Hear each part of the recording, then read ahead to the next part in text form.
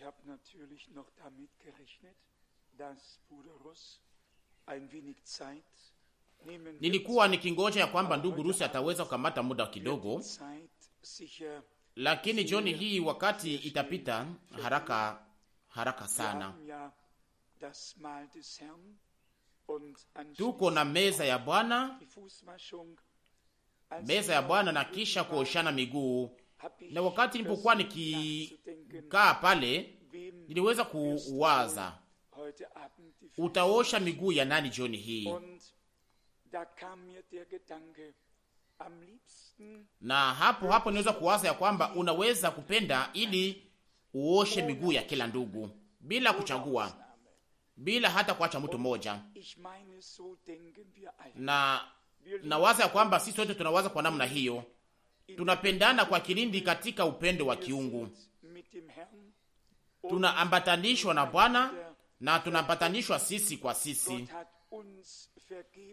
Mungu alitusamehe nasi tunasameana sisi kwa sisi. Mungu hakutuhesabu kitu fulani nasi hatupashi kuhesabiana kitu fulani sisi kwa sisi. Na hivyo sasa, tunapokuwa mbele ya uso wa Bwana kwa namna hii, tunaweza kupata sehemu kwenye meza ya Bwana tukiwa katika uhuru wote, na tukiwa na uhakika ya kwamba sio sisi kuweza kufanya,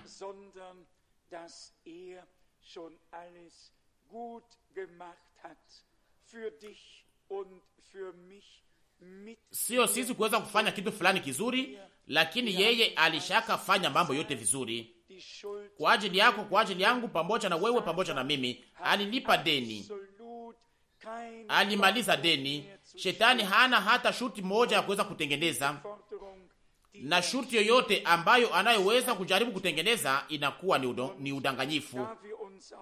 Na kwa sababu nasi tuliweza kujipanga kwa upande wa Mungu, tunaamini yale ambayo Bwana aliyotuambia ndani ya neno lake. Hatuhesabu tena yale ambayo adui anajaribu kuweza kutuaminisha.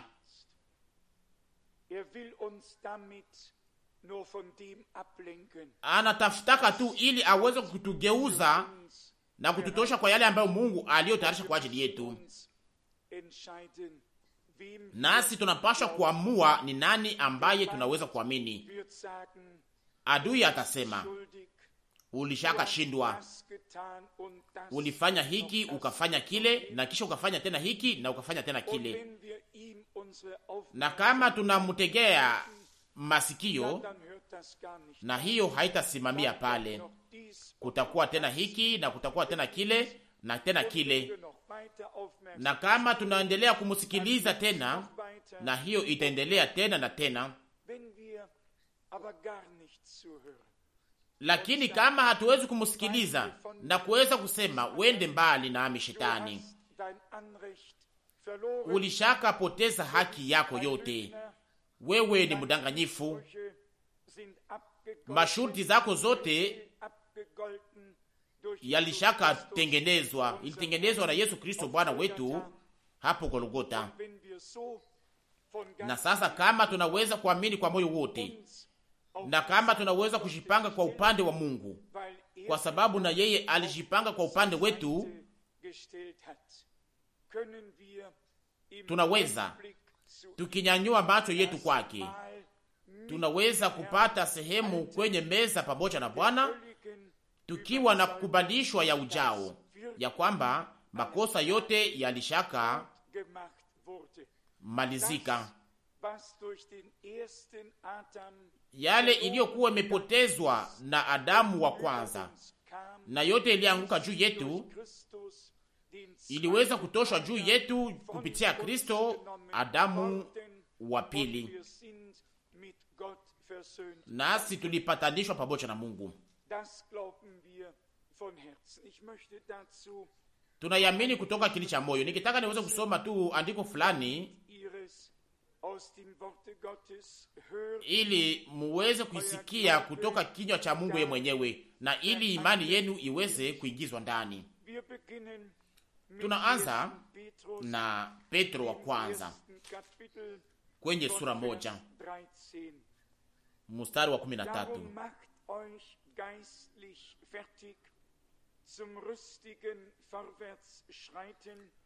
Kwa hivi mukifunga viuno vya nia zenu, muwe wenye kiasi, mukitumainia kwa utimilifu neema mutakayoletewa katika ufunuo wa Yesu Kristo.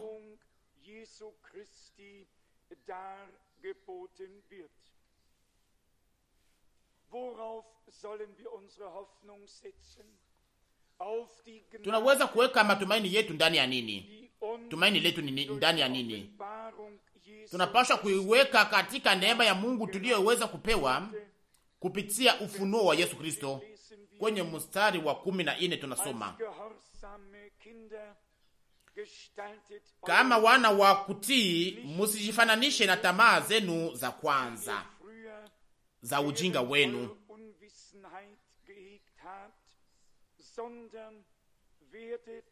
mstari wa 15, lakini kama yeye ambaye aliwaita ninyi ni mtakatifu, ninyi vile vile muwe watakatifu katika mwenendo wenu wote. Ili ni neno la makini sana linalotuambia sisi sote, linazungumzia mioyo yetu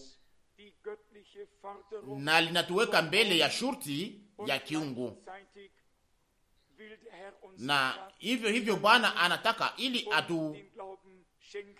atupatie nguvu na imani iliyo ya lazima ili tuweze kutimiza hizo shuti zake zote.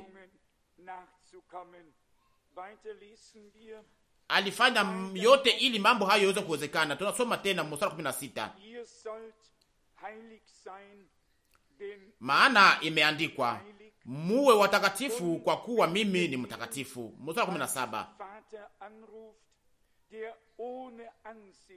na kama mkimwita Baba, yeye anayehukumu kila mtu pasipo upendeleo, kwa kadiri ya kazi yake, mwendelee na oga katika wakati wenu wa kukaa hapa kama wageni.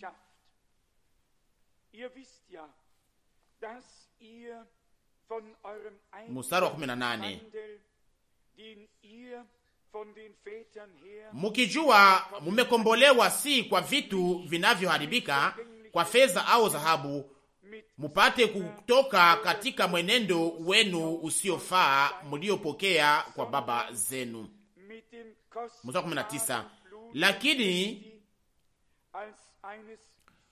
kwa damu ya damani kama ya mwana kondoo asiye na kilema wala alama ya damu ya Kristo. Mstari 20, naye amejulikana kweli mbele ya kuwekwa kwa misingi ya dunia, lakini amefunuliwa kwa mwisho wa nyakati kwa ajili yenu, kwa ajili ya mema yenu. Mstari 21, nanyi kwa njia yake munaamini Mungu ambaye alimufufua toka wafu na kumpa utukufu, hata imani yenu na tumaini lenu ziwe katika Mungu. Tunasikiaka mara nyingi kisemeka ya kwamba mtu alikuja kupitia imani, alikuja kwa imani kupitia huyu na kupitia hule, na hapa tunaambiwa ni nani ambaye tuliweza kuja kwa imani kupitia yeye? Kwa nani? Mstari 21, nanyi kwa njia yake munaamini Mungu, munaamini Mungu kupitia yeye, na sio watu ambao waliweza kutuambatanisha. Watu waliweza kutuonyesha njia, watuonyesha tu njia, lakini ilikuwa ni mazoezi ambayo iliyofanyika kupitia Yesu Kristo, ndiyo ambayo iliyoweza kutuleta kuweza kuamini Mungu aliye hai, ambaye aliyeweza kutuleta kwenye imani ndani ya Mungu aliye hai. Hiyo ni kazi iliyo hapa. Nasoma mstari wa 9 na wa 10, barua ya pili Petro wa kwanza sura 2. Petro wa kwanza sura 2 mstari wa 9 na wa 10. Petro wa kwanza sura 2 mstari wa 9 na 10. Lakini ninyi ni taifa chaguliwa. Lakini ninyi ni taifa chaguliwa, ukuhani wa kifalme, taifa takatifu, watu walio mali ya Mungu mwenyewe, mupate kutangaza uzuri wake, ambaye aliwaita nyinyi toka giza mwingie katika nuru yake ya ajabu.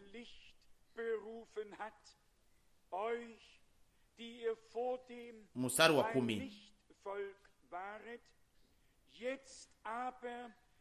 Ninyi msiokuwa taifa zamani, lakini sasa ni taifa la Mungu. Mliokuwa hamkupata rehema, lakini sasa mumepata rehema.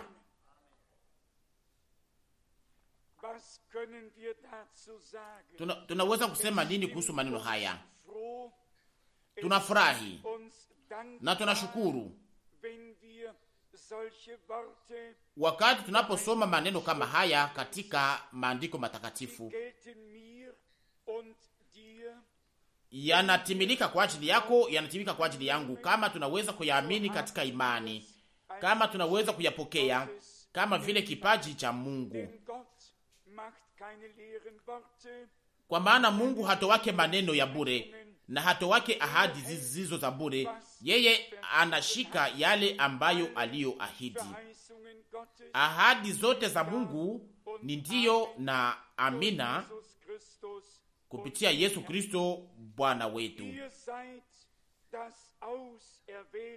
Ninyi ni taifa chaguliwa hapa duniani.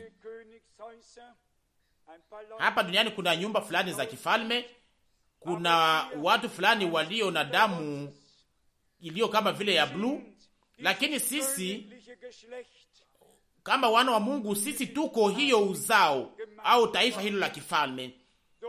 Tuliweza kupewa utajiri, tulipewa utajiri kupitia Mungu aliye hai, ambaye aliyejifunua kwa ajili yetu ndani ya Yesu Kristo. Wakati watu wako wa jamaa ya kifalme ya hii dunia, inakuwa kama vile ni kitu fulani cha ajabu kwa ajili yao. Inakuwa ni kitu fulani cha ajabu kwa ajili yao. Tunaweza kusema nini? Sisi tuko wa nyumba ya Mungu, mfalme mkubwa wa wafalme wote, Bwana wa mabwana wote. Sisi ni uzao wa kifalme, sisi ni taifa la kifalme, sisi ni ukohani takatifu, sisi ni taifa la Mungu. Wakati wa zamani tulikuwa hatuna rehema, lakini sasa tumekuwa watajiri katika rehema. Wakati wa zamani tulikuwa mbali, lakini sasa tuko karibu.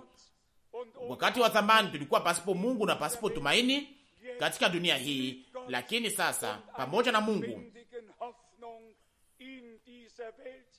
tuna tumaini iliyo hai ndani ya ulimwengu huu. Na Bwana wetu anasema, hamuko wa dunia hii kama mimi vile nisivyokuwa wa dunia hii.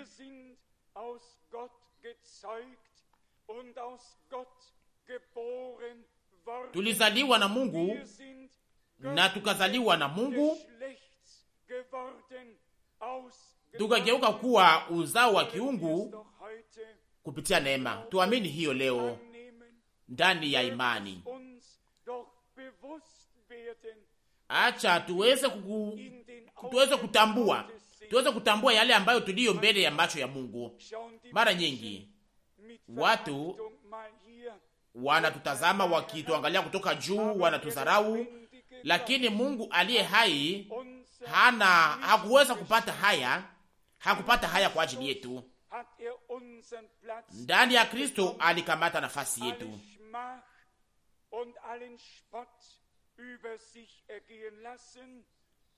Aliweza kuchukua kudharauliwa kote, aliweza kuchukua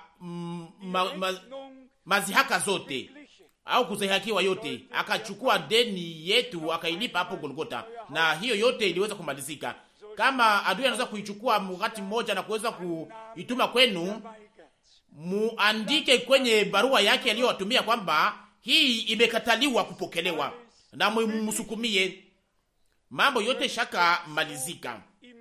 Tunaweza kuikubali hiyo katika imani, au mnawaza ya kwamba Kristo anapaswa tena kukufa? Kuna kitu fulani tena ambacho kinapaswa kutengenezwa? Hapana, yeye alikufa mara moja tu kwa ajili ya dhambi zetu, na akaingia akiwa na damu yake takatifu katika mahali patakatifu pa mbingu, ili aweze kututetea mbele ya Mungu, yeye kama vile kuhani mkubwa, kwa ajili ya kututetea mpaka tuweze kutoka katika imani tukiona tuliyoamini. Damu yake ingali nazungumza leo kwa ajili yetu jioni hii, na haizungumuze tu kwa ajili yetu, inatutangaza kuwa huru, kuwa walio uhuru, waliowekwa huru. Haleluya! Mungu wetu asifiwe sana. Hiyo ndiyo ukovu, hiyo ndiyo upatanisho, hiyo ukombozi. Tena andiko fulani ndani ya Luka kwenye sura 23, Luka 23, inahusu njia ya Bwana mpaka Golgota. Tunaanza hapa na mstari wa 33. Luka 23 mstari wa 33.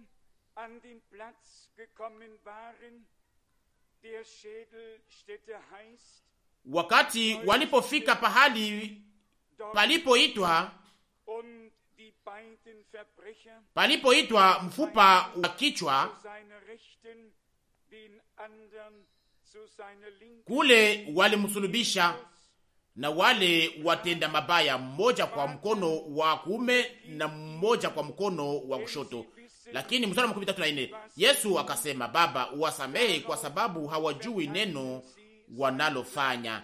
Wakagawanya nguo zake wakipiga kura,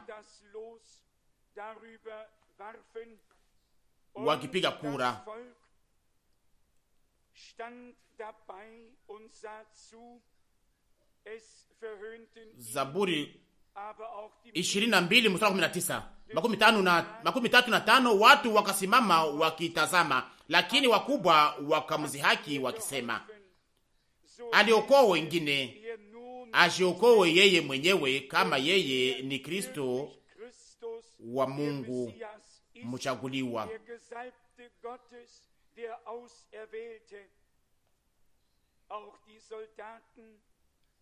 36, askari vile vile wakamzihaki, wakakuja kwake wakampa siki. Zaburi 69 mstari 22. Na sasa Luka 23 mstari 37, na kusema, kama wewe ni mfalme wa Wayuda, ujiokoe mwenyewe. 38, na maandiko yaliandikwa juu yake kwa maandiko ya Kiyunani, ya Kiroma na ya Kiebrania, huyu ni mfalme wa Wayuda. Hapa inahusu Bwana wetu, kuhusu kusulubishwa kwake na yote iliyofanyika hapo Golgota. Paulo alikuwa akihubiri Kristo aliyesulubishwa, nasi hapa tuna neno la msalaba ambalo liko upumbavu kwa ajili ya wamoja, lakini ni nguvu ya Mungu kwa ajili ya wengine. Kwa namna ya kidunia hii na ya kimwili, yale ambayo tunayo tuiseme ndani ya Ukristo iko kama vile ni kitu fulani cha kuleta haya au cha kuleta kichefuchefu kwa ajili ya wengine, lakini tunajua kwamba kuna mmoja aliyeweza kusulubishwa katika udhaifu, na kwa wengine walikufa ndani ya utukufu na heshima, na wanafunzi walikuwa wakimkubali. Na hapa inasemeka kwamba alikuwa amekataliwa na wanafunzi wake, ya kwamba naye ambaye alikuwa akipendewa na wanafunzi wake amekufa. Alikuwa amewekwa juu katikati ya mbingu na dunia, aliyekuwa amekataliwa na Mungu na watu. Akasema, Mungu wangu, kwa nini umeniacha? Alichukua juu yetu kukataliwa kwetu kwa Mungu. Aliweza kuchukua kutenganishwa yetu na Mungu ili aweze sasa kutupatanisha pamoja na Mungu.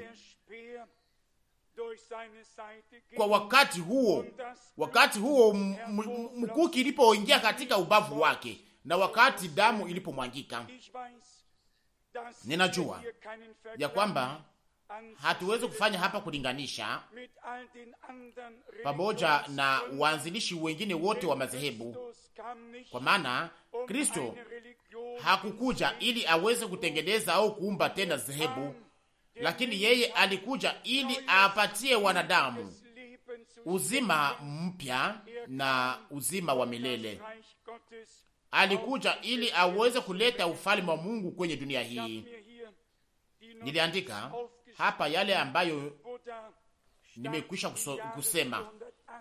Buddha alikufa katika mwaka wa 480 mbele ya Yesu Kristo. Alikufa kwa umri wa miaka 18.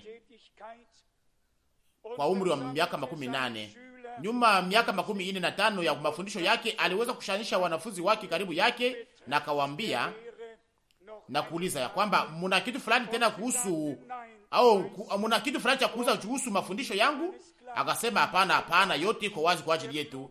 Na ni hapo ndipo mvua ya maua ilianza kuanza, na hapo ndiyo mvua ya maua ilianza kuanza. Wakamfunika maua na maua tena na tena, na nyuma ya kufa kwake wakamgawa katika vipande 8 ili kila nyumba ya kifalme ya wakati huo ambayo iliyokuwa chini ya utawala wake iweze kulinda sehemu ya mwili wake katika mahali pa kuwekea hiyo kipande cha mwili. Leo kuna miliari karibu zaidi ya moja ya Wabuddha kwenye dunia hii, wakiwa na hiyo filosofia iliyokufa, lakini wanatuangalia kutoka juu wakitudharau ya kwamba hivi ndiyo Bwana wetu aliweza kufa au mwalimu wetu aliweza kufa. Sasa Yesu Kristo wenu aliweza kufa namna gani? Lakini warafiki wapendwa, kulinganisha kama hiyo haiwezi kutusumbua sisi, lakini sisi tuliweza kuelewa mpango wa Mungu. Bwana wetu aliweza kuchukua juu yake laana ambayo iliyoweza kutupika sisi sote. Ilikuwa ikihusu ukombozi, ilikuwa ikihusu ufungulivu, ilikuwa ikihusu ushindi juu ya kifo, kama tuweza kusoma katika barua kwa Waebrania, ili aweze kubomoa yule aliyekuwa na uwezo juu ya kifo na aweze kuonyesha uzima na tabia isiyoweza kuharibika. Waebrania 2:14.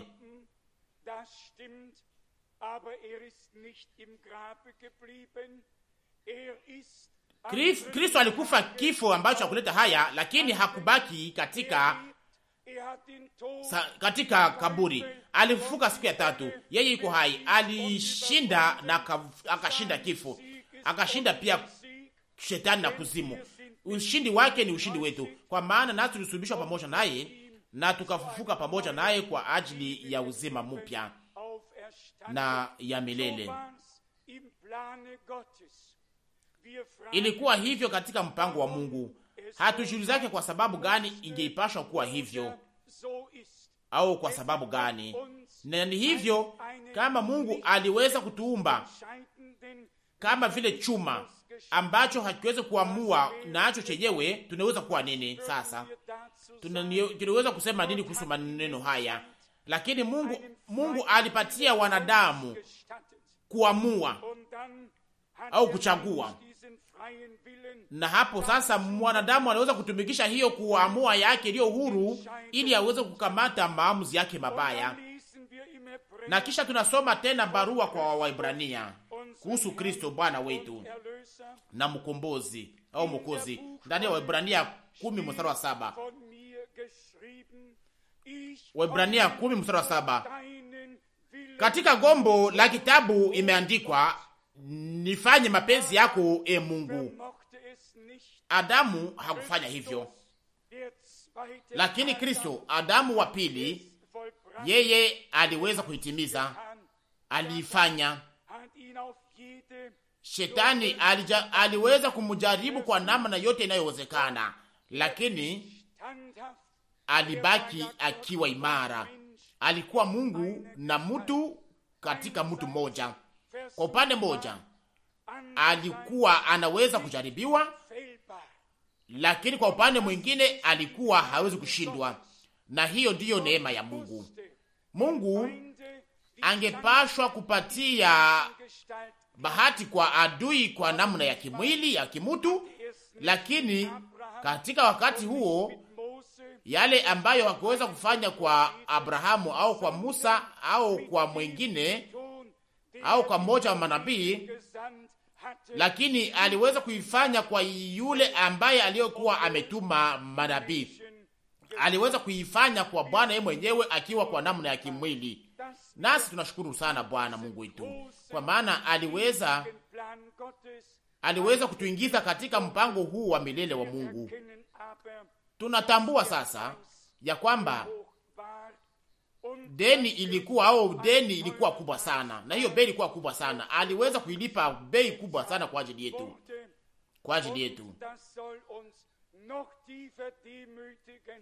na hiyo ingepasha kutufanya kuwa wanyenyekevu sana na watu wa kushukuru, kuona jinsi tuliweza kuwa na thamani kubwa kama hiyo mbele ya macho ya Mungu, na hakutuacha ndani ya dhambi zetu, lakini alitukomboa kwa neema. Tuamini kwa moyo wetu wote ya kwamba hayo yalifanyika. Tumekombolewa, tumesamehewa, deni yetu ishakalipwa. Haleluya! Ni kweli, tunaweza kuamini. Ni kweli, kwa maana Mungu hakujifurahisha tu kuyasema, lakini pia aliyatimiza. Bwana wetu alikufa ili nasi tuweze kuwa na uzima, tuweze kuishi.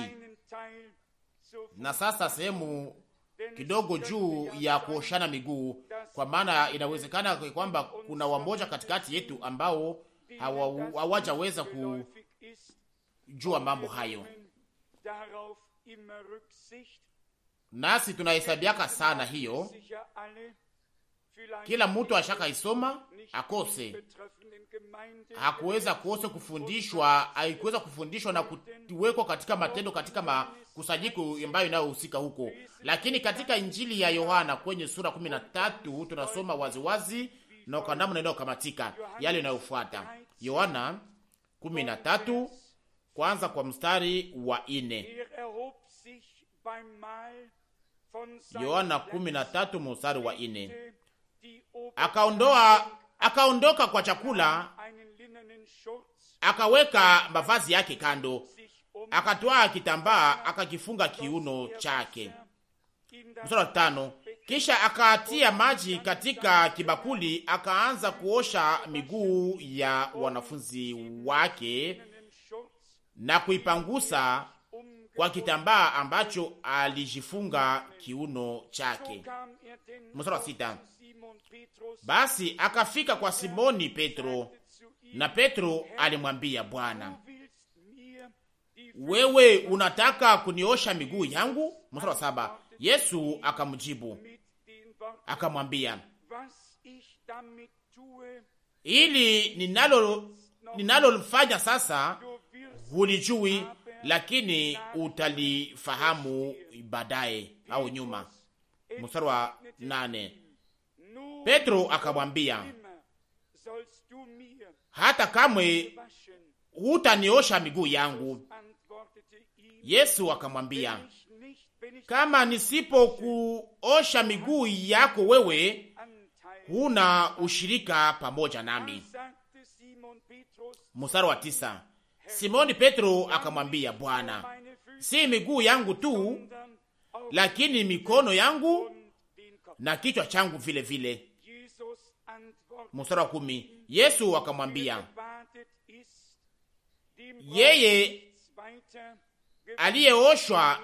aliyeoshwa hahitaji ila kuoshwa miguu yake tu, lakini yeye ni safi kabisa, na ninyi ni safi, lakini si wote. Mstari 11, kwa sababu alijua mtu ambaye atamtoa, hivi alisema ninyi wote si safi.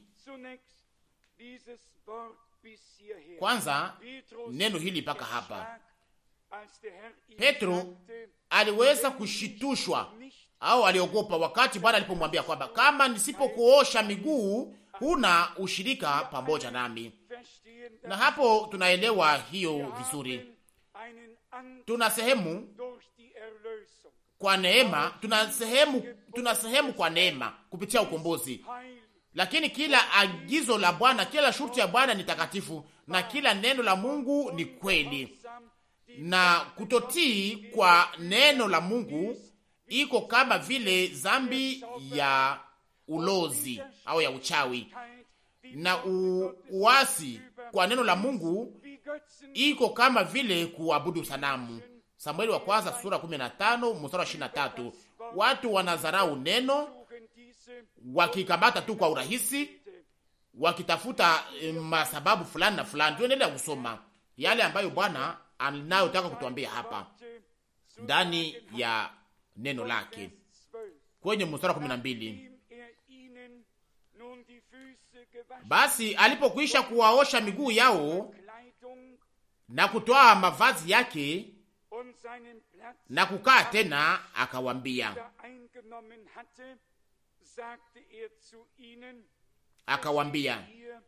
mnajua nililowafanyia ninyi? Mstari wa 13, munaniita mwalimu na Bwana, na munasema vema, kwa sababu nilivyo hivi. Mstari 14, basi kama mimi Bwana yenu na mwalimu wenu nimewaosha miguu yenu, imewapasa ninyi kuoshana miguu ninyi kwa ninyi. Siwezi kuisoma kwa namna ingine, na sikusoma hapa ndani ya magazeti au gazeti Spiegel au ndani ya gazeti ya moja inaitwa katika Kifaransa inaitwa kwamba ni Kio, na ingine inaitwa kwamba ni ulimwengu ya siku ya kwanza ya juma. Maneno ya mtafsiri ninasoma hapa katika neno la Mungu, ninasoma katika maandiko matakatifu, nasoma yale ambayo Mungu wetu aliyosema, na kila mtu anayemwamini anapaswa kumfuata, atamfuata, ataweka katika matendo. Mara nyingi hiyo inatukamata muda mrefu, na hiweze kusukuma hata mtu fulani kuweza kuifanya. Hatuwezi kusukuma mtu kuyafanya, hapana. Ilikuwa naomba miaka inaweza kuelewa mambo haya. Kwa sababu gani? Ningepasha kungoja ili watu wengine kuifanya kwa hatua moja, lakini sisi tuamini ya kwamba saha ilikuja na kwamba wakati unasonga mbele, na pia tunapashwa kukamata maamuzi yetu kwa ajili ya Bwana na kwa ajili ya neno lake bila kuweza kulisukuma. Mstari 14, basi kama mimi Bwana yenu na mwalimu wenu nimewaosha miguu yenu, imewapasa ninyi, musema munashurutishwa, munapashwa kuoshana miguu ninyi kwa ninyi. Mstari 15, kwa sababu nimewapa ninyi mfano, mufanye sawasawa nilivyowafanyia ninyi. Mstari 16, kweli kweli nawaambia ninyi, mtumwa si mkubwa kuliko bwana wake, wala mtume si mkubwa kuliko yeye ambaye alimtuma. Mstari 17, kama mnajua maneno haya, heri ninyi kama munayafanya, kama munatenda kwa namna hii. na hivyo sasa tunataka tuweze kubarikiwa, tunataka tuweze kupata heri, nasi hatuna namna ingine, hatuna uchaguzi mwingine, hatuna namna ingine ila kufanya ile ambayo Bwana aliyotupatia. Watu wanakamata mambo mengi kuweza kuwaza kuhusu kuweza kufanya hiki, wanafanya mambo mengine, wanaweza kwamba wanaweza kupata haki mbele au kujifanyia haki yao mbele ya uso wa Mungu au kuwa wenye haki. Lakini sisi tunapaswa kufanya yale ambayo Bwana aliyotuagiza, na tunasimama juu ya kazi ambayo Bwana aliyoweza kutimiza ya ukombozi hapo Golgotha. Na ndio maana meza ya Bwana na kuoshana miguu, hizo ni shurti au agizo ambazo zilizoweza kuachiwa kanisa. Nasi tunashukuru na tunafurahi sana kwa sababu tunaweza kupata na kufanya hiyo karamu ya harusi tukikumbuka yale iliyofanyika kwenye msalaba wa Golgotha. Kwa maana Bwana wetu alisema kwamba mstari 26, wakati wote mtakapokula mkate na kukunywa kikombe, munatangaza kifo cha Bwana mpaka atakapokuja. Kila mtu basi aweze kujipima yeye mwenyewe, na hapo sasa aweze kula mkate, lakini tuweze kupambanua au kujua mwili wa Bwana. Katika hali hiyo, mwili wa Bwana ni kanisa lisilo na makosa, lililokombolewa kwa ujao, lilopatanishwa pamoja na Mungu, lililoambatanishwa pamoja naye, lililohesabiwa haki, lililoweza kutakaswa na kutayarishwa na kutakasiwa Mungu, lililoambatanishwa naye, nasi tuliweza kuingizwa ndani ya mwili huo sisi kama vile viungo, na tunatambua ya kwamba Kristo ndiye kichwa chetu, yeye ndiye mkubwa wetu. Na sasa kama yeye ni kichwa chetu, tunapashwa kutii yale ambayo aliyotuambia ndani ya neno lake. Imeandikwa hapa, tulisoma ndani ya Yohana 13:17, kama mnajua maneno haya, heri ninyi kama mkiyafanya. Na hapo sasa tunayajua, na hapo tunapaswa kuyafanya, na sio kwamba vile desturi au kwa hali tu ya juju au ya kujifanyisha, lakini tunayafanya kwa sababu Bwana aliagiza, nasi tutapata sehemu pamoja na katika karamu pamoja na yeye na pamoja na sisi kwa sisi, katika upendo wa ndani pamoja na Bwana na waliokombolewa wote, kufanya meza pamoja naye na pamoja na waliokombolewa, sisi kwa sisi, tukiwa katika hiyo upande wa kiungu. Na wadada wataosha miguu ya wadada na wandugu wataosha miguu ya wandugu, tukikumbuka kwamba Bwana na mwalimu wetu aliosha miguu ya wanafunzi wake. Ni hivyo ndivyo tunapaswa kutenda sisi, tunatendeana hivyo sisi kwa sisi. Ni kweli hiyo inaonekana kama vile jua inawaka, iko wazi, au kuna mtu aliye na hitaji ya kuweza kutafuta maneno ya kuweza kufundishwa tena baadaye, lakini neno la Mungu liko wazi kwa wale wote wanaoweza kuacha kupingana yao ya ndani, wanajifungua mioyo yao na wanakubali neno. Na wakati wanapokubali, na hiyo kukubali neno, munakuja nuru na mwanga, na hapo inakuja imani ya kuweza kutenda katika imani na katika utiifu yale ambayo Bwana aliyotuagiza. Kwangu mimi mwenyewe naweza kusema kila meza ya Bwana ninakuwa baraka kubwa, lakini wakati napokuja kuosha miguu, wakati tunapooshana miguu sisi kwa sisi, na kila mtu anapoweza kushika mkono wa mwingine na kumpatia busu ya kindugu, hiyo ni alama ya uhusiano ya ndani pamoja na sisi, na tunakuwa na uhusiano pamoja na Bwana, na tunaambatanishwa naye na tunaambatanishwa na wengine. Tunampenda, tunapendana, sisi kwa sisi. Kwa sababu gani hatuwezi kuyatamka kwa namna kama hii? Mungu atatusaidia na atatupatia neema yake na baraka yake. Amina. Msimame na tuimbe pamoja kama vile nilivyo bila chochote kwangu, na hapo sasa tutaweza kujipima katika maombi mbele ya Bwana, na wandugu wataweza kugawa meza ya Bwana.